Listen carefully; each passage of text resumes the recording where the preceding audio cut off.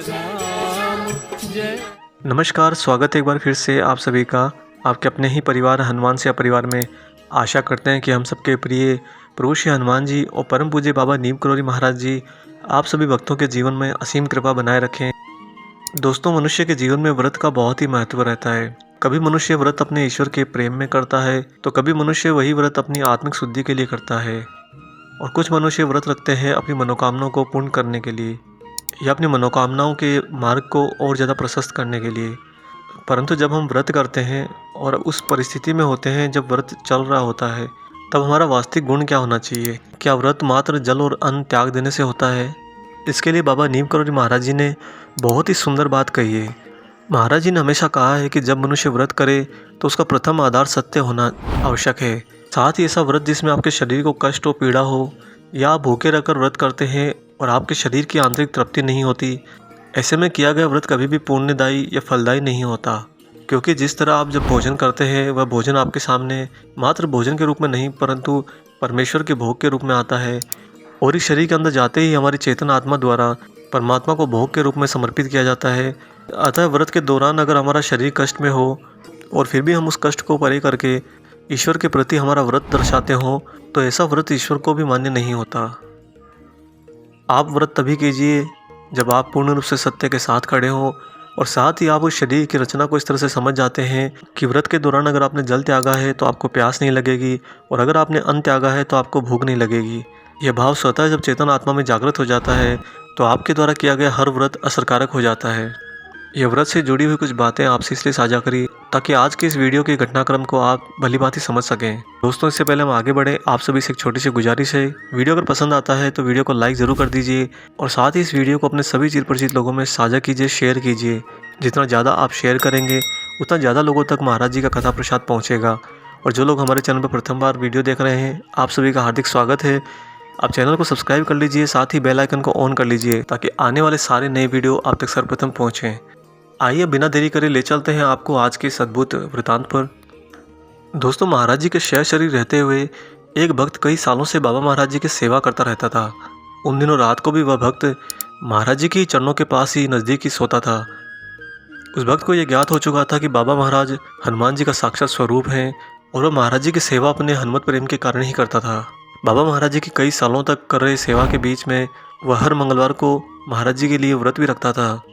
जब वह मंगलवार को महाराज जी के सामने व्रत करता तब उस दिन वह सिर्फ दूध पीता था। दूध के अलावा उसे कभी किसी अन्य तृप्ति की इच्छा ही नहीं जागी, क्योंकि वह तो निरंतर महाराज जी के प्रेम में रमा रहता था। ऐसे ही एक बार मंगलवार के शुभ दिन वह व्रत करके महाराज जी के ध्यान में लीन था। साथ ही आपको बता दें कि दोस्तों, चूँकि वह महाराज जी के बहुत समीप रहता था, अतः जब वह मंगलवार को व्रत करता तो आश्रम के लोग ही उसके लिए दूध का प्रबंध कर दिया करते और उसका ख्याल रखते थे, क्योंकि सभी को यह भी ज्ञात था कि यह भक्त महाराज जी के प्रेम में अति लिप्त है। उस दिन मंगलवार के दिन जब उसने व्रत रखा, उसी दिन अचानक ऐसा हुआ कि आश्रम के लोगों को उसे दूध देने का ख्याल नहीं आया। न तो उस भक्त ने आगे बढ़कर दूध मांगा और ना ही वहाँ विद्वान अन्य भक्तों ने उसे दूध गर्म करके दिया।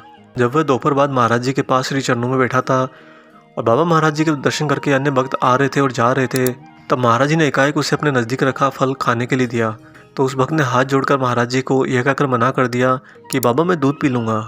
परंतु भक्त मन ही मन ये जानता था कि आश्रम के लोगों ने आज उसे दूध उपलब्ध नहीं कराया है। जैसे तैसे पूरा दिन निकल गया। उस भक्त ने ना कोई शिकायत करी और ना ही उस भक्त ने कोई इच्छा करी। वह तो अपने प्रभु, अपने परम गुरु बाबा नीम करोली महाराज जी के ध्यान में ही लीन था।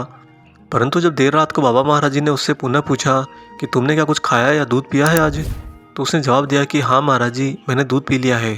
तभी अचानक महाराज जी के चेहरे पर हल्का सा क्रोध आया और वो बोले, नहीं तू झूठ बोल रहा है, किसी ने तुझे दूध दिया ही नहीं है आज। और महाराज जी ने जब ये कहा था तो बड़े ही उच्च स्वर में कहा था, और अचानक से उनकी हुंकार भरी तेज आवाज़ से पूरे आश्रम का ध्यान खींच लिया। आश्रम में सो चुके सभी भक्तगण एकाएक जाग उठे।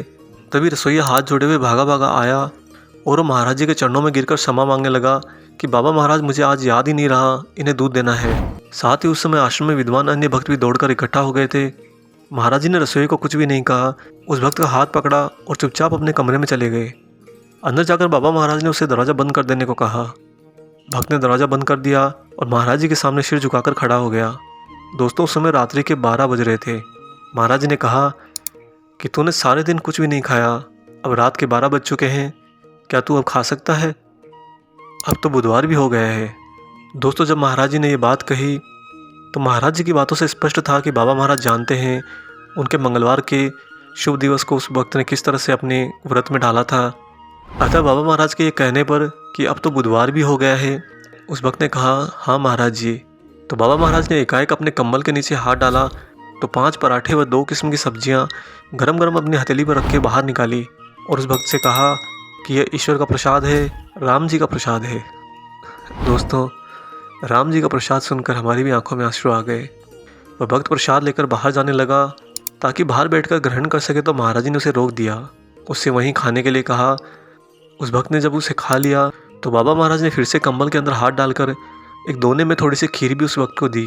उस भक्त ने चक्कर खीर भी खा ली और पानी पीने के लिए बाहर जाने लगा तो महाराज जी ने उसे रोका और बोले, तू कहाँ जा रहा है? पानी यहीं पर है। महाराज जी के पास रात में इस्तेमाल के लिए पानी उनके बिस्तर के पास ही रखा रहता था, लेकिन चूंकि वह सेवक महाराज जी का भक्त था अतः बाबा महाराज जी के बर्तन का प्रयोग नहीं करना चाहता था और उसने नीची गर्दन करके महाराज जी से क्षमा मांगी कि बाबा महाराज, मैं बाहर जाकर जल ग्रहण कर लूँगा। तभी महाराज जी ने अचानक वह बर्तन उठाया और उसके मुंह पर पूरा पानी उड़ेल दिया। इस प्रकार महाराज जी ने उस भक्त को प्रसाद ग्रहण करके जल के द्वारा उसके व्रत को पूर्ण करा दिया। फिर महाराज जी ने मुस्कुराकर उससे कहा कि आज रात की बात बाहर जाकर लोगों को मत कहना। दोस्तों, उस भक्त ने यह घटना महाराज जी के शरीर त्यागने के कई वर्षों बाद अन्य लोगों से साझा करी और उसने बताया कि वह मंगलवार का दिन उसके कई सालों से रखे गए मंगलवार के व्रत का ही फल था, जब हनुमान जी ने स्वयं अपने नज़दीक बुलाकर जब अपने हाथों से उसके व्रत को पूर्ण करवाया। इतने करुणा निधान और इतने ही परम प्रेम में बाबा नीमकरोली महाराज जी हैं। आज का ये वीडियो देखकर आपके मन में भी शायद ये प्रण जागेगा कि आप अगले मंगलवार से महाराज जी के लिए व्रत रखें। आशा करते हैं दोस्तों आज का ये वृत्तांत आपको पसंद आया होगा।